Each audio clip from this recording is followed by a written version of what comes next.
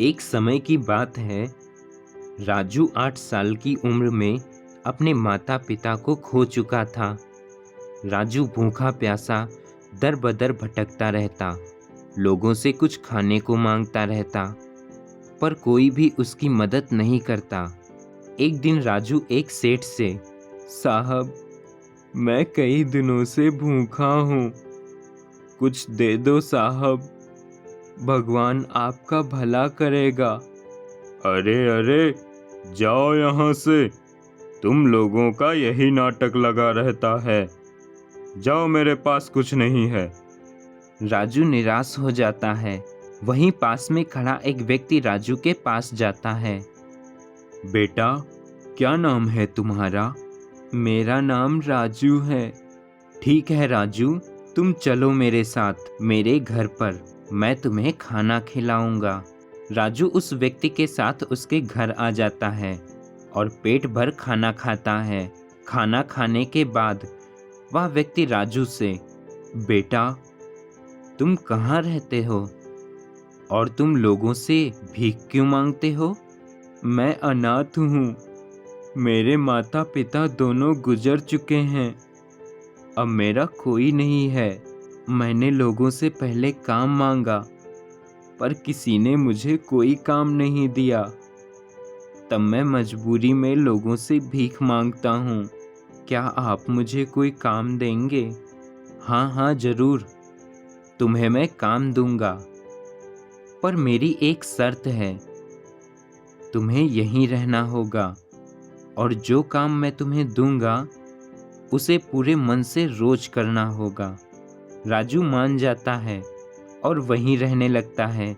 अगले ही दिन वह व्यक्ति राजू का एक स्कूल में एडमिशन करवा देता है और कहता है, राजू, ये लो तुम्हारी पुस्तकें और स्कूल बैग, अब तुम्हें मन लगाकर खूब पढ़ना है, यही तुम्हारा काम है।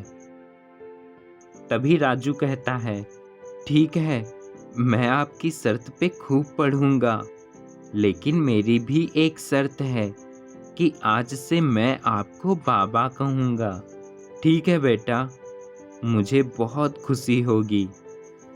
अब राजू खूब मन लगाकर रोज पढ़ाई करता है और कुछ समय अपने बाबा के साथ बाजार में सब्जियां और फल बेचता है। कई सालों बाद राजू एक बड़ा व्यापारी बन जाता है और अपनी खुद की फैक्ट्री चालू करता है। राजू अपने अच्छे स्वभाव के कारण शहर का सबसे धनवान व्यक्ति बन जाता है। एक दिन राजू के पास एक व्यक्ति आता है। मेरा नाम मनोहर है और मेरी एक कपड़ा फैक्ट्री है जो कुछ समय से बहुत घाटे में चल रही थी और अब वह बंद होने की कगार पर है और मेरा सब कुछ गिरवी रखा हुआ है। फैक्ट्री के घाटे में चलने की वजह से मेरी आर्थिक स्थिति भी बहुत खराब चल रही है। मैंने आपके बारे में काफी कुछ सुना है, कुछ उम्मीदों के साथ आपसे कुछ मदद मांगने आया हूँ। अगर आप मेरी कपड़ा फैक्ट्री को चलाने के लिए कुछ पैसों की मदद कर देंगे तो मेरा परिवार भी 2 वक्त का खाना चैन से खा सकेगा और मैं अपना सब कुछ गिरवी रखा हुआ वापस हासिल कर सकूंगा। राजू उस व्यक्ति की सारी बातें सुनकर उससे कहता है, ठीक है, आप निराश ना हों और मैं आपकी मदद जरूर करूंगा और आपकी गिरवी रखी हुई सभी चीजें भी आपको वापस मिलेंगी और आपका परिवार भी खुशहाल रहेगा। आप निश्चिंत होकर जाइए, मैं कल आपके साथ आपकी फैक्ट्री में चलूंगा। तभी राजू के बाबा आ जाते हैं। मनोहर सेठ, भूल गए वो दिन जब तुमसे एक बच्चे ने खाने को कुछ पैसे मांगे थे और तुमने धुतकार कर उसे भगा दिया था? ये राजू वही बच्चा है जिसने तुमसे मदद मांगी थी और तुमने उसे भगा दिया था।